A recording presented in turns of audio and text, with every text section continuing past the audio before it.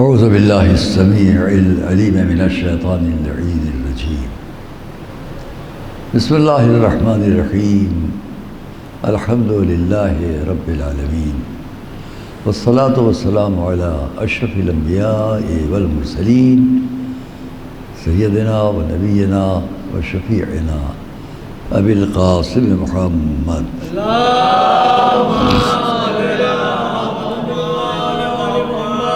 وإلى بيته الطيبين الطاهرين المعصومين المظلومين الذين أذهب الله عنهم الرجس وطهرهم تطهيرا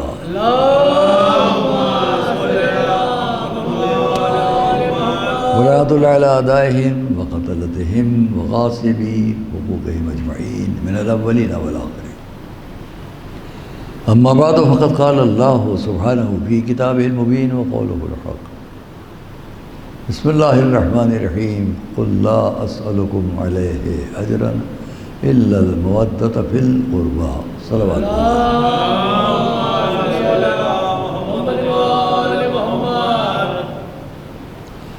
آج 5ویں مجلس اس آیت پر اس سال کے لیے جو انتخاب کیا.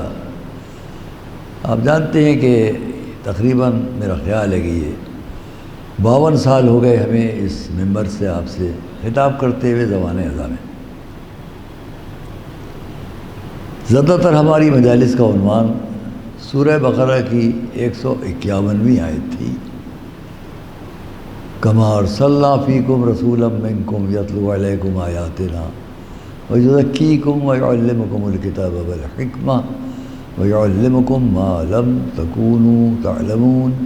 اس کے بعد کیا آیت فاذکرونی اذکرکم واشکروا لی ولا تکفرون.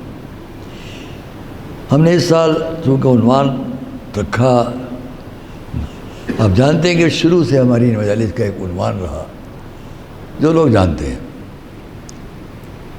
سب سے پہلے یہاں ہم نے مسلمان اور اسلام پر پڑھتے ہوئے الگ الگ چیپٹرز کی طرح بات کی تھی.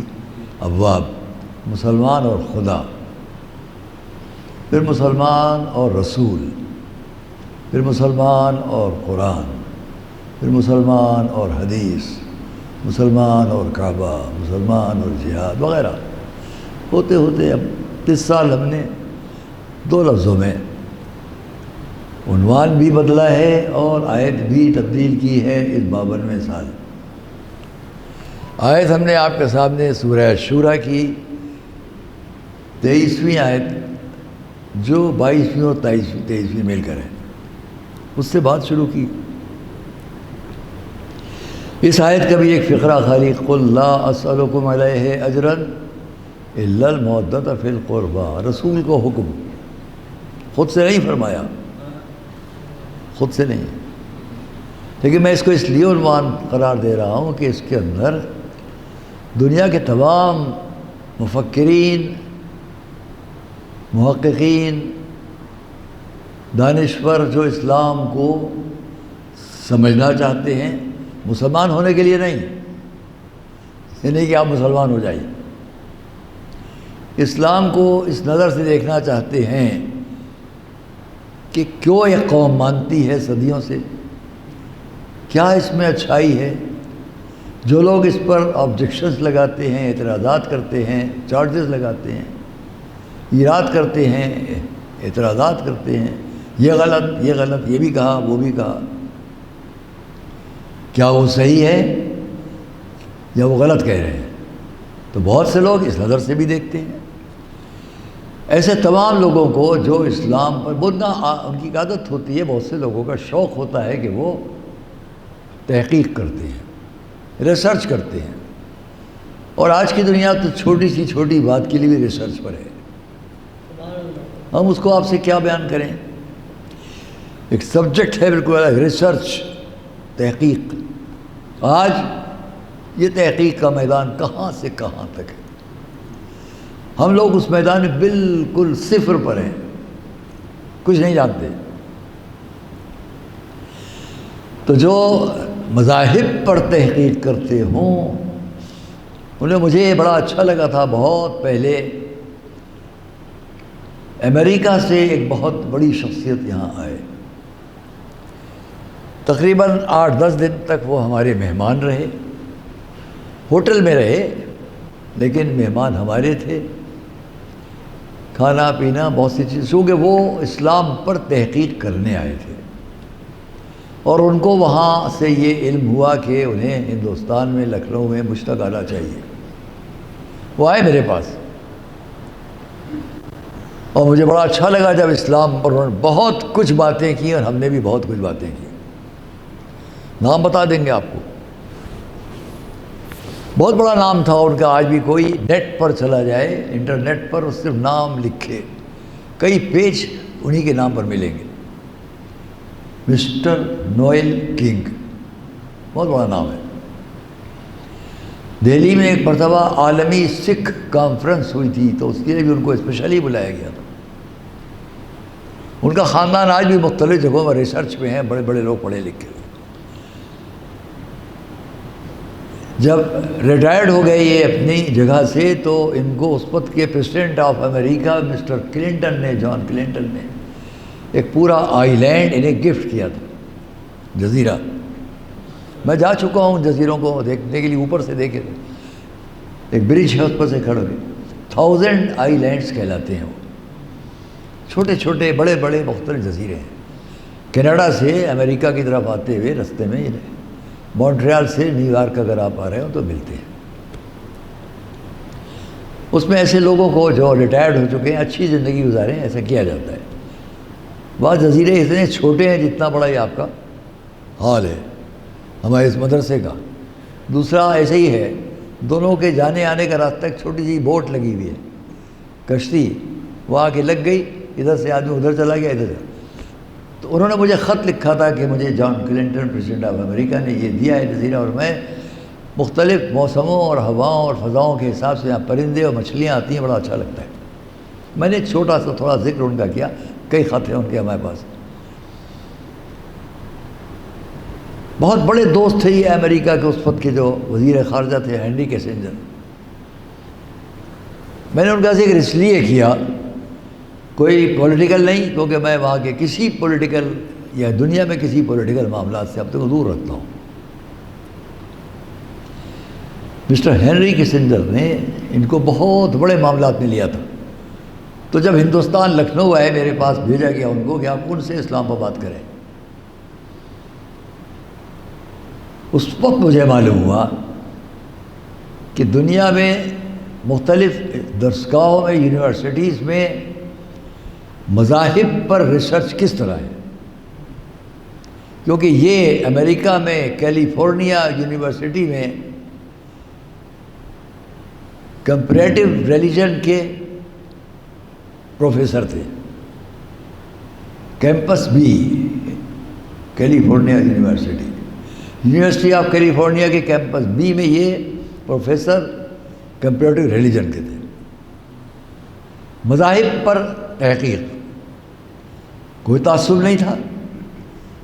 وہ کہتے تھے کہ میں صرف 2 آدمیوں سے میں نے اسلام کو جانا، ایک ہمارے دوسرے بزرگ جن کے افریقہ میں زندگی گزری ہے کہ یہاں لکھنؤ آئے میرے پاس،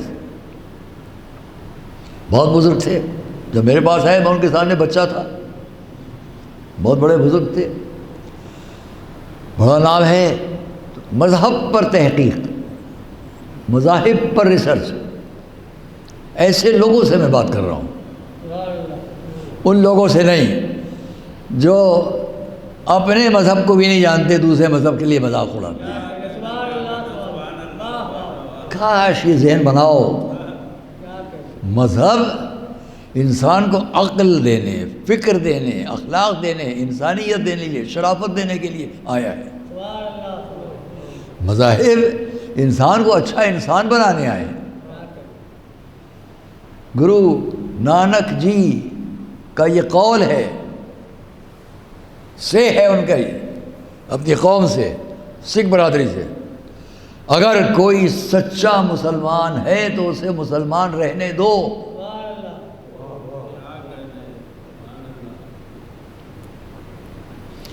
چلیے، تو ہم نے اس لیے اس آیت کا انتخاب کیا کیونکہ اس میں بہت بڑی بات سمٹی ہوئی ہے۔ اے رسول، پھر سے غور کیجئے، قل کہہ دیجئے میں تم سب سے لا اسألکم، تم سب سے، یہ کون ہے تم سب؟ رسول خطاب فرما رہے ہیں اللہ کے حکم پر کہ اے رسول ان سب سے کہہ دو، کہو ان سے لا اسألکم، میں تم سب سے کوئی سوال نہیں کرتا۔ یہ تم سب کون ہیں جن سے رسول کو یہ حکم کہو کہ میں تم سے کچھ نہیں مانگتا، میں تم سے کوئی سوال نہیں کرتا؟ یہ کون ہے تم؟ یہ کون ہے تم سب؟ غور کیجئے، کیا رسول جن سے فرما رہے تھے وہ جو سامنے کھڑے ہوئے تھے؟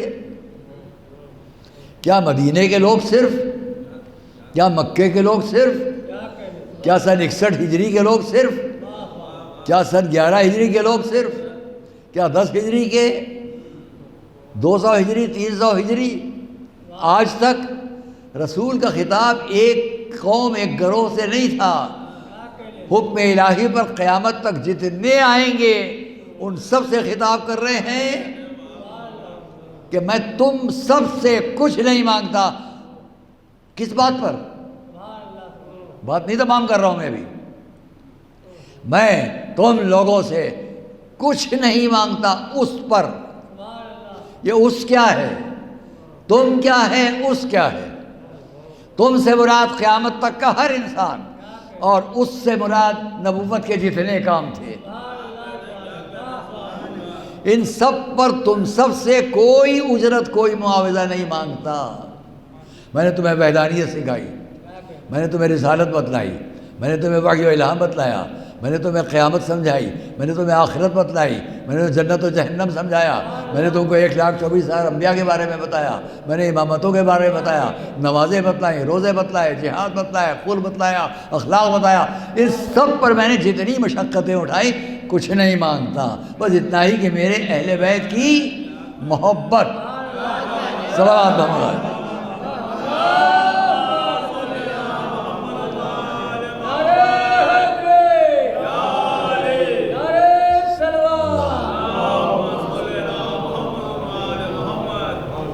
یہ بھی ہو سکتا تھا میں تم سے کچھ نہیں مانگتا مگر حکومت، میں تم سے کچھ نہیں مانگتا میرے بچوں کی سلطنت، میں تم سے کچھ نہیں مانگتا میرا اقتدار، میں تم سے کچھ نہیں مانگتا یہ دولت، کچھ نہیں۔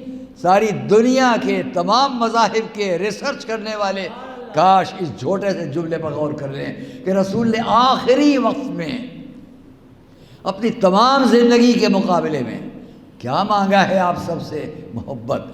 یہ محبت کا مانگنا خود دلیل ہے کہ رسول نے جاتے جاتے دنیا کو سمجھا دیا اسلام دین محبت کے سوا کچھ نہیں ہے۔ صلوات محمد علیہ۔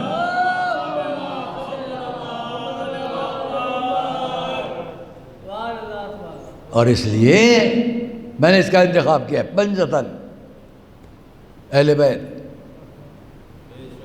اسلام کا خلاصہ جسم محبت ہے، تلوار نہیں، خوریزی نہیں، حکومت نہیں، قتل و خوریزی نہیں، کچھ نہیں، جبر و تشدد کچھ نہیں، محبت، مودت، کیونکہ یہی رشتہ قیامت تک ہر انسان کا انسان سے رہے گا۔ آج کے عہد نامہ جو آن لائن چھپ رہا ہے اس میں نے لکھا ہے دوست اور دوستی کے عنوان سے، وہ چھپا ہوا ہے کہ دوست اور دوستی بھی وہ ہے جو ہر چیز سے اوپر ہے۔ خیر، تو آئیے ہم دیکھیں اہل بیت پنجتن کیوں انتخاب ہے اسلام کو سمجھنے اور سمجھانے کا؟ بغور کیجیے گا، اس لیے سلیکشن ہے، اس لیے انتخاب ہے۔ 5 قول نقل کرتا ہوں، 4 قول، ان 4 قول کے سوا 5واں دکھاؤ۔ پہلا، اہل بیت جن سے اسلام پہچانا جائے گا، اہل بیت جن سے اسلام سمجھ میں آئے گا، اہل بیت جن سے قرآن سمجھ میں آئے گا، قیامت تک ہر آنے والا قرآن، اسلام، دین، شریعت کو سمجھنا چاہے، یہاں ہے جہاں رسول نے علی کو دیکھا، کیا فرمایا؟ پنجتن میں پہلی فرد رسول کے بعد، یا علی انت منی وانا منک، اے علی تم مجھ سے میں تم سے، جہاں آواز جا رہی ہے جہاں تک غور کرو۔ اب دوسری فرد بعد رسول بعد علی پنجتن میں جناب معصومہ، رسول نے کیا فرمایا اپنی بیٹی کو دیکھ کر، انت منی و انا منک، اے فاطمہ تم مجھ سے میں تم سے۔ 5 سال کا سن 4 یا 5 سال کا سن تھا امام حسن کا جب وہ گود میں بیٹھے ہیں، اور رسول نے ان کو دیکھ کے فرمایا، جب ایک صحرائی عرب نے اس پیار کو دیکھا جو رسول اپنے نواسے سے فرما رہے تھے، گھبرا کے بولا میں نے تو کبھی اپنے بچوں سے ایسا پیار نہیں کیا۔ تو رسول نے مسکرا کے فرمایا اگر کوئی بدقسمت ہے تو میں کیا کروں۔ صلوات محمد علیہ۔ بچوں کا پیار بھی قسمت ہے جس کو مل جائے۔ پھر کیا فرمایا امام حسن کے بارے میں بہت سے جملے فرمائے کہ اس پہ کیا ایک جملہ، انہو منی وانا منہ، یہ مجھ سے ہے میں اس سے ہوں۔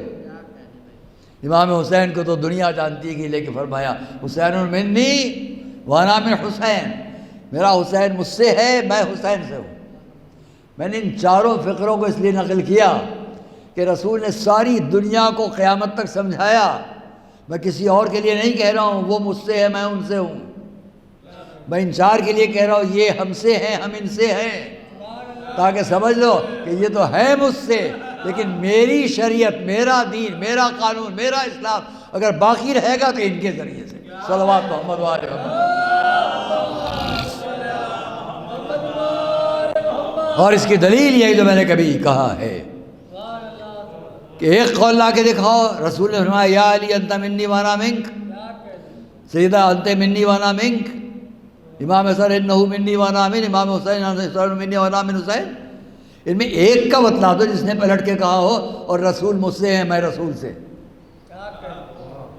کسی نے پلٹ کر یہ نہیں کہا، رسول نے کہا یہ مجھ سے میں اس سے، ان میں کسی نے نہیں کہا کہ وہ ہم سے ہم ان سے۔ یہ نہ کہنا دلیل ہے کہ بات دنیاوی رشتوں کی نہیں ہے، بات ہے مشن کی، مقصد کی، اسلام کی۔ صلوات محمد علیہ وسلم۔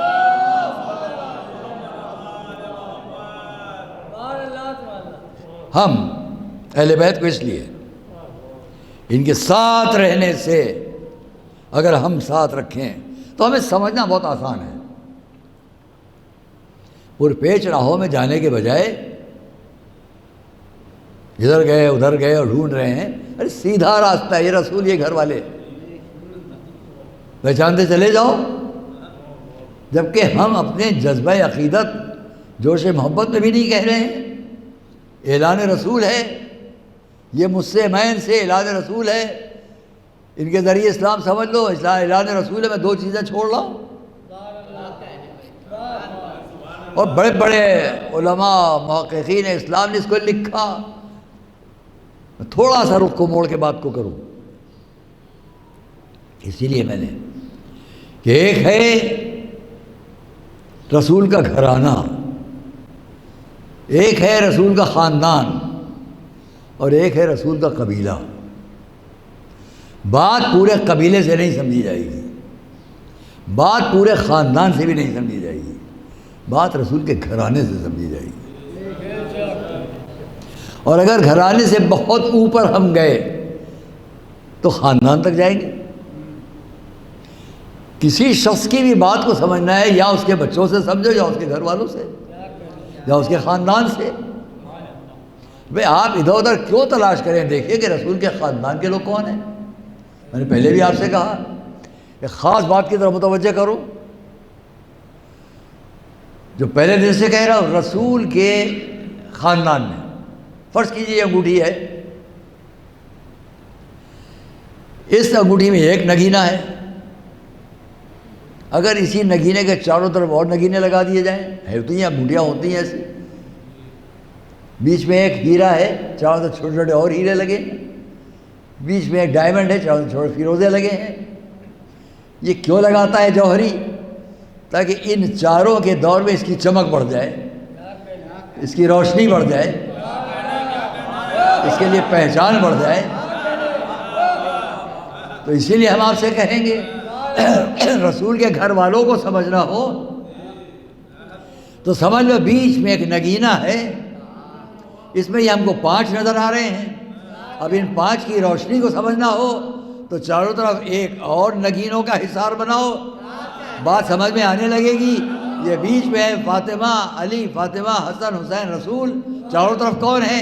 ارے انہی سے پہچانو چاروں طرف ہیں، یہ عبد المطلب ہے، یہ ابو طالب ہے، یہ حمزہ ہے، انہی سے پہچان لو۔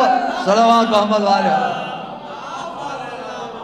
اور اب بھی سمجھ میں نہ آئی ہو بات، تو ایک بڑا دائرہ بناؤ، اس پر لکھو آدم، نوح، ابراہیم، موسیٰ، عیسیٰ، یہ سب لکھو، اور پھر دیکھو ہر ایک کی روشنی کہاں آ رہی ہے۔ السلام علیکہ یا وارث آدم، السلام علیکہ یا وارث نوح، السلام علیکہ یا وارث ابراہیم۔ بیچ کے نگینہ ہے، ساتھ چمک رہا ہے کہ ہر ایک کا رشتہ ہر نبی سے مل رہا ہے۔ صلوات محمد والے محمد، بلند آواز سے صلوات محمد والے۔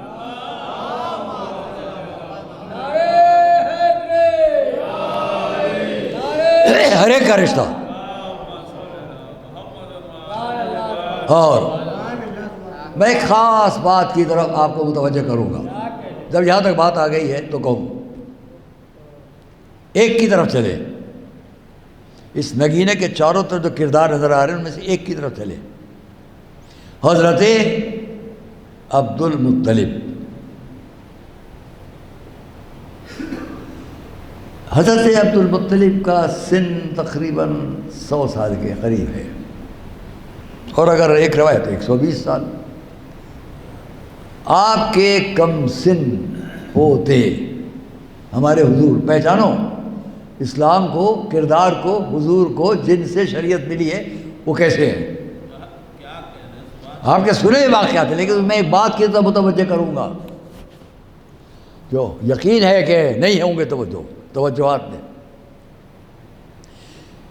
حضرت عبد المطلب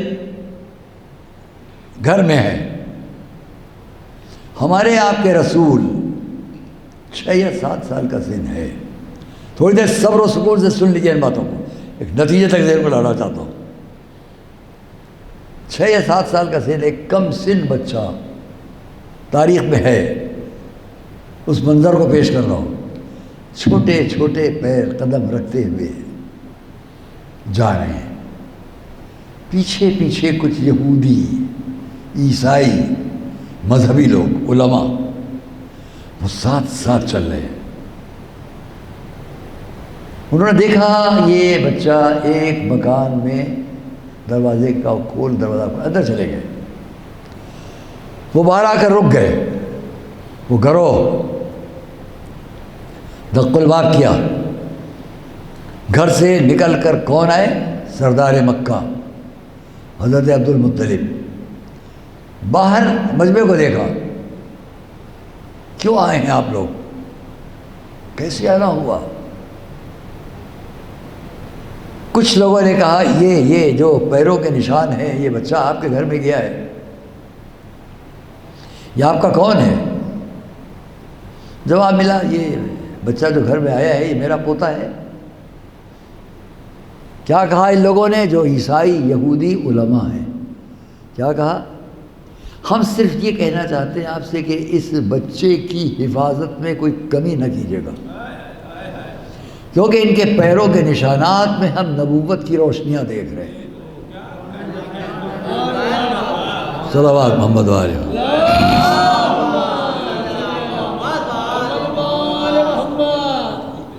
محفوظ رکھیے، میموری میں رکھیے، حافظے میں رکھیے، بات یہیں ختم۔ سن لیا آپ نے؟ دوسرا وقت دق الباب، دروازہ زنجیر کھٹکھٹائی گئی، حضرت عبد المطلب باہر آئے۔ کیا ہے؟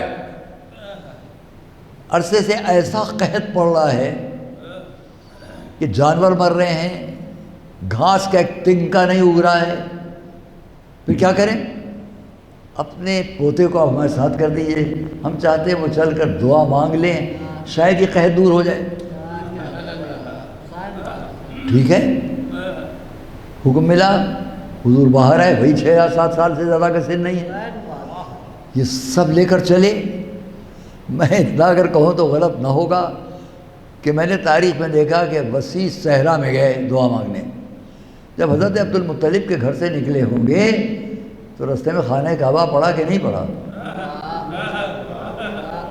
لیکن حضور وہاں نہیں رکے، اس لیے کہ یہاں رک کر کعبے کی دیوار پر ہاتھ رکھ کے دعا مانگوں گا تو یہ کہیں گے اندر یغوث نے قبول کر لی، اندر ہبل نے قبول کر لی۔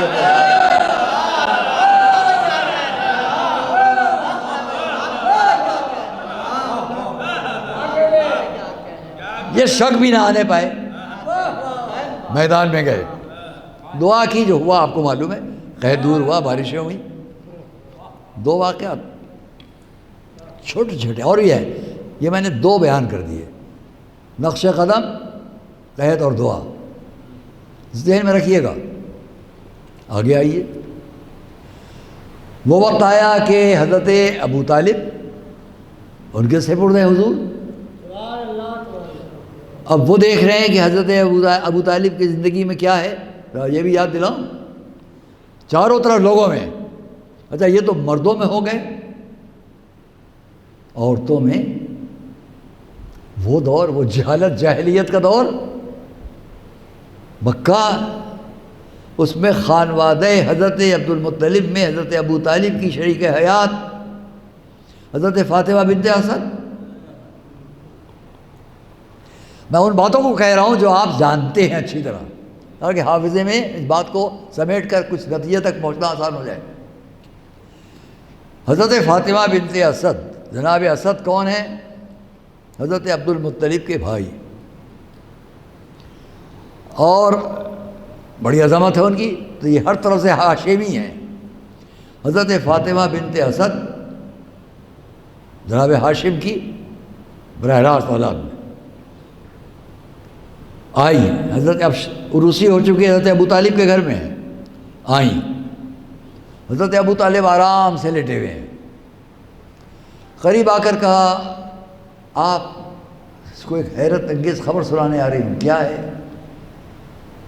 آمنہ کے گھر میں ایک بیٹا آیا ہے، حضور کی ولادت کے وقت کی بات، ایک بیٹا آیا ہے، اور آمنہ عجب باتیں کر رہی ہیں، لیٹے لیٹے یہاں مکے میں وہ ہمیر اور ایران اور فارس کے بادشاہوں کے محل دیکھ رہی ہیں، اور بتا رہی ہیں کہ ان کے محل کے کنگرے گر گئے، ان کا یہ ہو گیا، ان کا وہ ہو گیا۔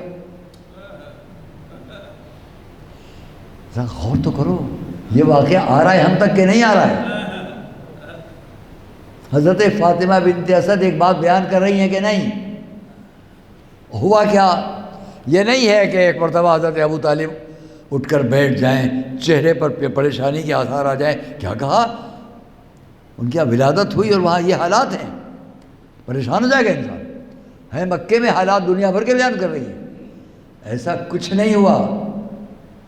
بڑے اطمینان سے لیٹے ہوئے حضرت ابو طالب نے مسکرا کر جواب دیا، اصبری سبتن ابشرک بمثلہ الا النبوہ۔ سبت کہتے ہیں 30 سال کی مدت کو۔ کیا کہا حضرت فاطمہ بنت اسد سے؟ 30 سال صبر کرو، میں بھی تمہیں ایک ایسے ہی بچے کی بشارت دیتا ہوں، بس یہ ہے کہ وہ نبی نہ ہوگا۔ ابھی 30 سال کے بعد مولا علی کی ولادت ہوگی، 30 سال پہلے حضرت ابو طالب کا یہ فرمانا، کم سے کم یہی یقین کر لو کہ ابو طالب کیا ہیں؟ صلوات محمد و آل محمد۔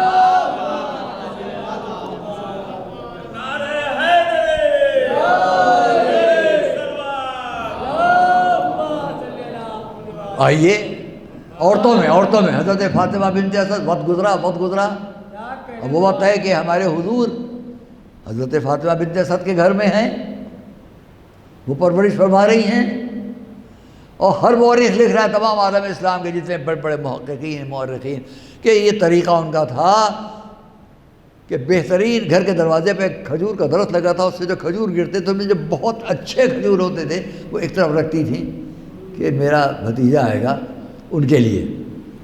ان کے جو بڑے بھائی یعنی خود حضرت ابو طالب کے جو فرزند تھے، حضرت جعفر، حضرت عقیل، ان سب کے لیے نہیں. اچھی غذا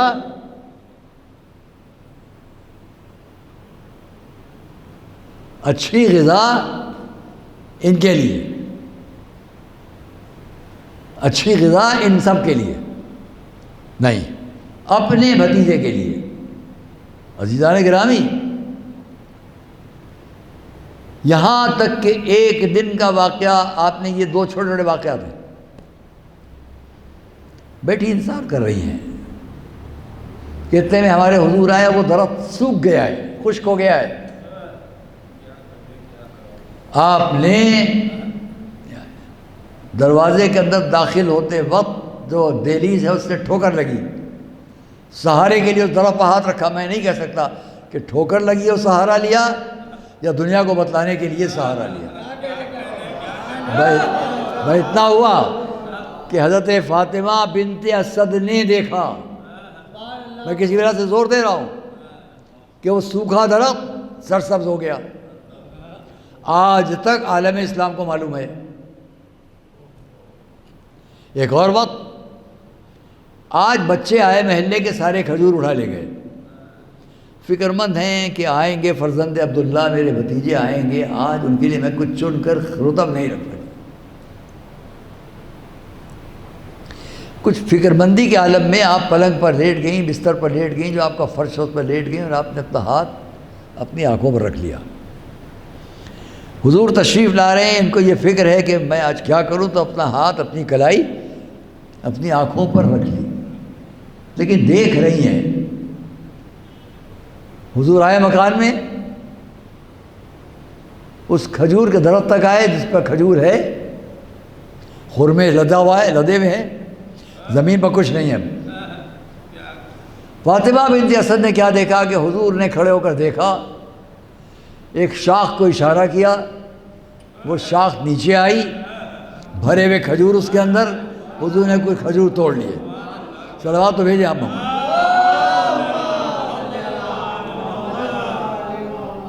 یہ حضرت فاطمہ بنت اسد. وقت گزرا یہاں تک کہ اب حضور کچھ سن زیادہ ہے. میں ٹھیک عدد نہیں بتاؤں گا لیکن مجھے ذہن میں اس وقت نہیں ہے، لیکن قریب ہے. حضرت ابو طالب سامان سفر رکھ کر، تجارتی سامان رکھ کر، ناکوں پر رکھ کر جانا چاہتے ہیں. سامنے آپ کے بھتیجے کھڑے ہوئے ہیں اور انہوں نے اتنا پوچھا، آپ جا تو رہے ہیں، مجھ کو کس پر چھوڑ کر جا رہے ہیں؟ حضرت ابو طالب نے کچھ جواب دینا چاہا، دیکھا کہ ان کے بھتیجے کی آنکھوں میں آنسو ہیں. مورخ نے لکھا اس وقت حضور کا سن، میں پھر سے کہہ دوں کہ ٹھیک مجھے عدد تو نہیں یاد مگر اسی طرح ہے. مثلا 12 سال 2 ماہ 10 دن، یا 12 سال 10 ماہ 2 دن، یعنی اس میں سال بھی ہے، مہینہ بھی ہے، دن بھی ہے. 12 سال 2 ماہ 10 دن. اب اس کے بعد آپ نے ان کو بلا لیا، نہیں اور چلیں، آپ بھی چلیں ہمارے ساتھ. سینے سے لگایا، ساتھ لیا. پھر وہ واقعہ پیش آیا جو بحیر راہب کا ہے، جہاں راہب نے دور سے دیکھا ایک کارواں آ رہا ہے، اوپر آبر سایہ کیے ہوئے آ رہا ہے وغیرہ. جہاں وہ قافلہ چل رہا ہے وہ آبر ساتھ چل رہا ہے. سنا ہے؟ میں جن کو نہ واقف ہو نہ معلوم ان کو کہہ دوں کہ وہ قافلہ آیا اور وہ راہب اپنے چرچ میں بیٹھا ہوا دیکھ رہا ہے، سامنے خیمے لگے، ابر ٹھہر گیا. اس کو فکر ہوئی کہ اس قافلے میں کون ایسا ہے جس کے سر پر ابر سایہ کی ہے. تو سب کو دعوت دے دی کہ آپ ہمارے آئیے، ایک وقت ہمارے ساتھ آئیے. سب پہنچ گئے وہاں. تو اس نے دیکھا اب بھی ابر وہیں ہے. تو اس نے حضرت ابو طالب سے پوچھا آپ کے ساتھ کون ہے؟ انہوں نے کہا کہ میرے بیٹے ہیں، بھتیجے ہیں. تو اس نے بھی سب کہا کہ یہ میں جو منظر دیکھ رہا ہوں یہ تو پہچان انبیاء کی ہے کہ دھوپ سے بچانے کے لیے ان کے سر پر یہ سایہ کیے ہوئے ابر، تو آپ خیموں میں ان کو چھوڑ کر آئے ہیں، ان کا بڑا خیال رکھیے گا، ان کے پاس پہچان نبوت کی ہے۔ میں نے آپ کے سامنے ایسے بہت سے واقعات بیان کروں، میں نے خالی جو مشہور باتیں وہ کہہ دی تاکہ آپ اس کا اندازہ کریں۔ حضرت عبد المطلب، نقش قدم، قحط، عیسائی راہب علماء، حضرت فاطمہ بنت اسد، ولادت کے واقعات، کیا ہوا، کھجور کا درخت، رطب، سب بیان ہے نا۔ حضرت ابو طالب، اس طرح سفر، یہ حالات، دن وقت، سب بیان۔ اس لیے میں نے کہا ہے جہاں تک میری آواز جائے عالم اسلام میں سب سے کہوں گا جسٹیفیکیشن کرو، انصاف کرو۔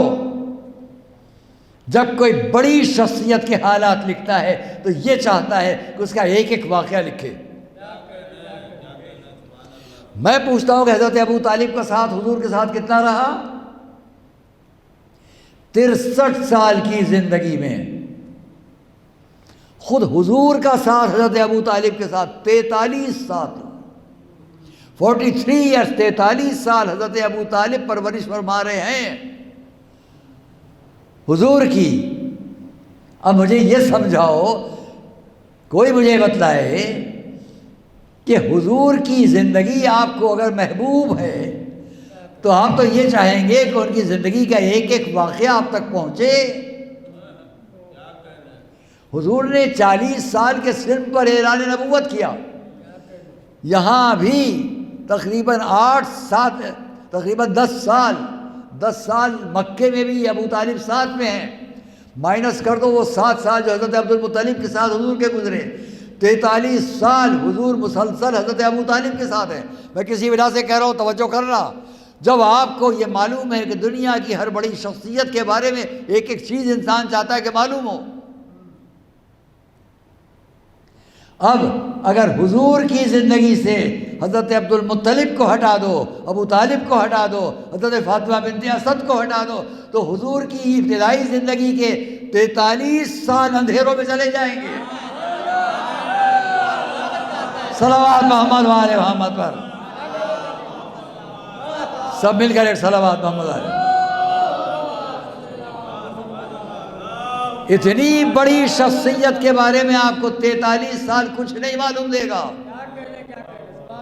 ہمیں اس کا تو لحاظ کریں ہم کہ یہ شروع کے 43 سال کی زندگی حضور کی اگر آپ کو معلوم ہو رہی ہے تو رسول کے خاندان والوں سے، اب اگر میں اتنا کہوں کہ خاندان والوں کو ہٹا دو گے تو رسول کی 43 سال کی زندگی اندھیرے میں چلی جائے گی۔ اب ایک جملہ، ان میں کسی ایک کی طرف سے ایک روایت دکھاؤ، نتیجہ فکر، کسی ایک کی طرف سے ایک روایت دکھاؤ۔ حضرت عبد المطلب نے کہا، حضرت ابو طالب نے لکھا، حضرت فاطمہ بنت اسد نے فرمایا، آج معاذ اللہ کہہ رہا ہوں، آج میرے بھتیجے نے خانہ کعبہ کے قریب جا کے ہبل کو ایسے دیکھا تھا، لات منات عزا کو ایسے دیکھا تھا۔ ہمیں ایک روایت دکھاؤ۔ جب پوری زندگی میں ان سب کی طرف سے حضور کے لیے ایک روایت بھی غلط نہیں ہے جن سے آپ حضور کو پہچان رہے ہوں، تو جب حضور کوئی ساری زندگی ان سے پہچان رہے ہیں، عجیب بات ہے، جن کے ذریعے آپ رسول کی زندگی کو اندھیرے سے نکل کر روشنیوں میں دیکھ رہے ہیں، انہی کی زندگیوں کو اندھیرا کرتے ہیں۔ نہیں بات واضح ہوئی؟ صرف اتنا کہوں گا، حضور کے گھرانے کے ان لوگوں کے سب کے بیان کرنے کے بعد آپ کے راوی حضور کے بارے میں لکھیں کہ سینہ شق کیا گیا، کچھ سیاہ نقطہ نکالا گیا، ان سب کے ہونے کے بعد جب یہ لکھ رہے ہو، اگر ان کے روایات نہ ہوتے تو کیا لکھتے؟ صلوات محمد و آل محمد پر۔ یہ ہونے پر اتنا ہے، یہ نہ ہوتے تو کتنا ہوتا؟ یہ سب روایات نہ ملتے، آپ کس سے پہچانتے کہ نقش قدم کیا ہے میاں؟ نہیں، باہر جائے, یہاں 5 کے آگے نہیں آئیں گے, باہر جائیں. اچھا تب ٹھیک ہے. ہاں اگر آپ میڈیا سے متعلق کر لیں ٹھیک ہے. ہم 5 کے ساتھ پڑھ رہے ہیں بس, ٹھیک ہے, بہت اچھا ہے, بسم اللہ. تو آئیے ہم اس بات کو تمام کریں. بہت خراب وقت ہے وہ کہ جب حضور کے ساتھ اب یہ لوگ نہیں رہ گئے, یہاں تک کہ حضرت ابو طالب بھی نہیں رہے. حضرت خدیجہ ساری زندگی حضور کی جو بھی آپ کو اعلان نبوت سے پہلے کی روشنیاں مل رہی ہیں کردار رسالت کی, وہ اس خانوادے کے ساتھ. کیا کہا عورتوں میں حضرت فاطمہ بنت اسد نے, کیا فرمایا حضرت خدیجہ نے. جب خاندان کے لوگوں سے رسول کی زندگی سمجھ میں آ رہی ہو تو گھر والوں سے نہیں سمجھ میں آئے گی. خانوادے میں کسی ایک کے لیے نہیں دکھا سکتے ہم کہ کسی اور کے سامنے سر جھکا رہے تھے وہ. اب وہی رسول ہیں, امام حسین ہیں, آخری فرد ہے سمجھانے کے لیے. میرا حسین مجھ سے ہے, میں حسین سے ہوں. یہ ہے وہ اہل بیت کے جن کے ذریعے ہم پہچانے. اور بس عزیزان گرامی, میں نے کبھی اسی مدرسے میں عشرہ مجالس میں ایک مرتبہ کہا ہے, یہاں دہرانا چاہتا ہوں تاکہ بات بہت آسان ہو جائے. اہل بیت پنجتاً رسول کے گھر والے, میں اس کے لیے ایک جملہ, ایک واقعہ چھوٹا سا, صوفی علماء صوفیہ نے ایک واقعے کو لکھا ہے. انہوں نے اپنے مقصد میں لکھا, میں اپنے مطلب میں استعمال کرتا ہوں. انہوں نے لکھا سمندر کے اندر مچھلیوں میں یہ بحث چھڑ گئی, سمندر کی مچھلیوں میں یہ بحث چھڑ گئی, پانی کسے کہتے ہیں. غور کر رہے ہیں آپ, پانی کسے کہتے ہیں. بڑی بحث رہی آپس میں, سب سمجھ نہ سکی پانی کسے کہتے ہیں. بالآخر سب نے طے کیا ہمارے سمندر میں جو ہماری سردار مچھلی ہے سب سے بڑی, چلو اس سے چل کر پوچھے کہ پانی کسے کہتے ہیں. تمام سمندر کی مچھلیاں سمٹ کر سب سے بڑی مچھلی کے پاس گئیں, اس سے جا کر انہوں نے پوچھا یہ بتاؤ پانی کسے کہتے ہیں. اس نے مسئلہ حل کر دیا. اس نے کہا مجھے کسی ایسی جگہ لے چلو جہاں پانی نہ ہو تو میں بتاؤں پانی کسے کہتے ہیں. اس مثال کو میں اپنے مطلب میں استعمال کر کے کہوں گا, اسلام کی تاریخ میں مجھے کسی ایسی جگہ لے چلو جہاں محمد علی فاطمہ حسن حسین نہ ہو. صلوات محمد علیہ محمد.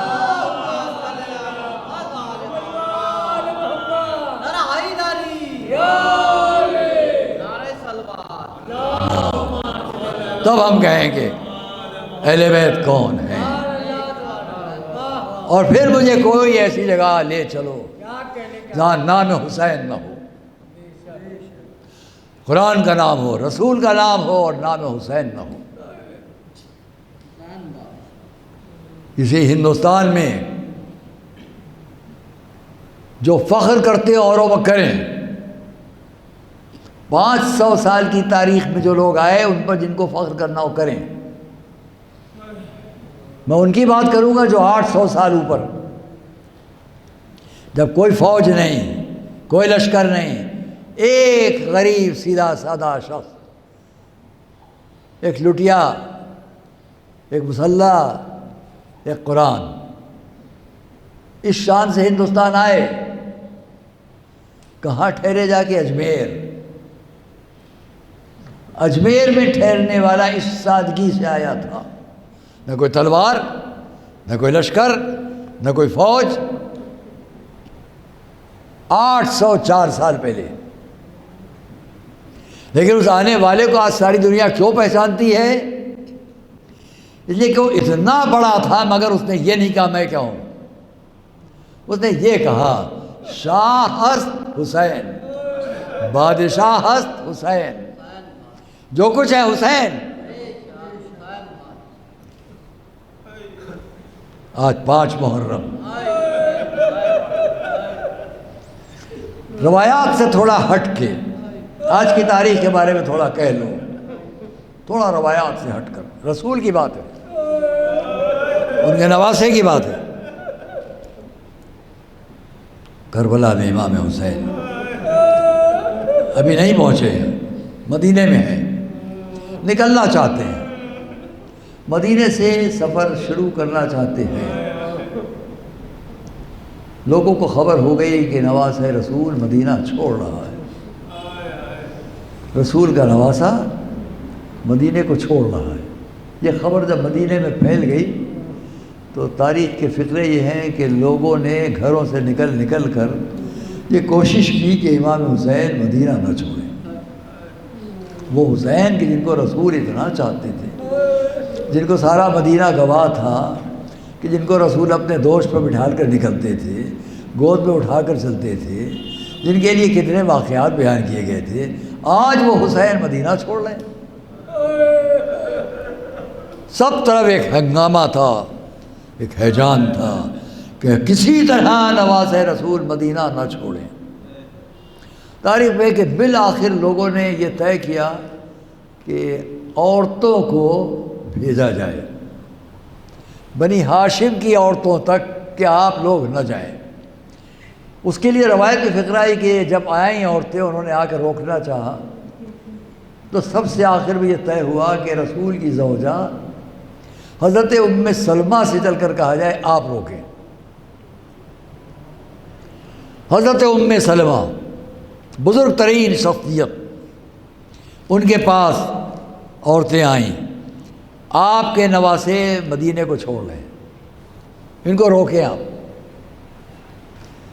حضرت ام سلمہ چلیں، بڑھاپا، ضعیفی، قریب آئیں جہاں پر امام حسین تھے، آئیں، آ کر پہلے گلے لگایا، پیار کیا، پھر عجب جملہ کہا، حسین آپ مدینہ نہ چھوڑیں، آپ عراق نہ جائیں، آپ کے نانا نے مجھ سے کہا ہے کہ میرا حسین عراق میں شہید کر دیا جائے گا، میرا حسین عراق میں ذبح کر دیا جائے گا، آپ عراق نہ جائیں۔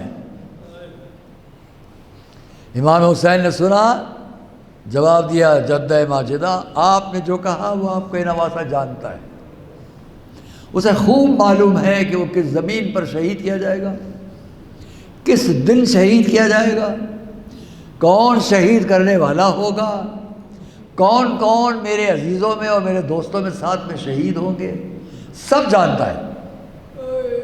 اور اگر آپ چاہیں تو میں آپ کو جگہ دکھا دوں۔ جناب ام سلمہ بزرگ جدہ ماجدہ ہیں، حضور کی شریکہ حیات رہی ہیں، اتنی عظمت ہے۔ اشارہ جب کیا امام حسین نے کہ آپ چاہیں، خواہش کی کہ ہاں، امام نے اشارہ کیا، صرف اتنا، بسم اللہ الرحمن الرحیم، اور ہاتھ بلند کیا۔ تاریخ نے لکھا سامنے کی ساری زمینیں پست ہو گئیں، سامنے کربلا نظر آئی۔ امام حسین نے اشارہ کیا، جدہ ماجدہ وہ جگہ دیکھیں آپ، وہاں آپ کا یہ نواسہ گھوڑے سے گرے گا۔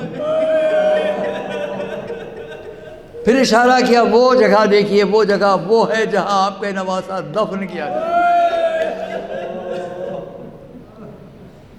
ایک ایک بات کو بتلاتے رہے۔ حضرت ام سلمہ خاموش۔ پھر اتنا فرمایا، بیٹا تمہارے نانا نے مجھے ایک شیشے میں خاک دی تھی، وہ یہ ہے، اور انہوں نے فرمایا تھا کہ جب اس شیشے کی خاک خون ہو جائے تو سمجھنا میرا حسین شہید کر دیا گیا۔ امام حسین نے دیکھا اس شیشے کو، کہا جدہ ماجدہ میں بھی آپ کو ایک شیشے میں خاک دیتا ہوں، اس کے قریب رکھ لیجئے، جب دونوں میں خون تازہ ابلنے لگے سمجھ لیجئے گا آپ کا حسین قتل ہو گیا۔ دوستوں اور عزیزوں، بس میں تمام کرتا ہوں بات کو۔ تاریخ کہتی ہے جب امام حسین مدینے کی طرف سے چلے تو لوگوں نے سمجھ لیا کہ اب قافلہ رکے گا نہیں. ہر طرف سے لوگ جمع تھے. اور روایت کا فقرہ یہ ہے کہ اس دن مدینے میں ایسا شور گریے کا تھا کہ جو شاید ہی کبھی دکھائی دیا جائے کہ امام جا رہے ہیں، نواز رسول جا رہا ہے، گھرانہ جا رہا ہے. ایک شور گریے کا تھا اور اسی میں ایک طرف حضرت ام سلمہ کھڑی آنسو بہا رہی تھی. میں بات کو تمام کروں، وقت آیا کہ حضرت ام سلمہ کے لیے لکھا گیا ہے کہ برابر آپ ان شیشوں کو بیٹھ کے غور سے دیکھتی تھی.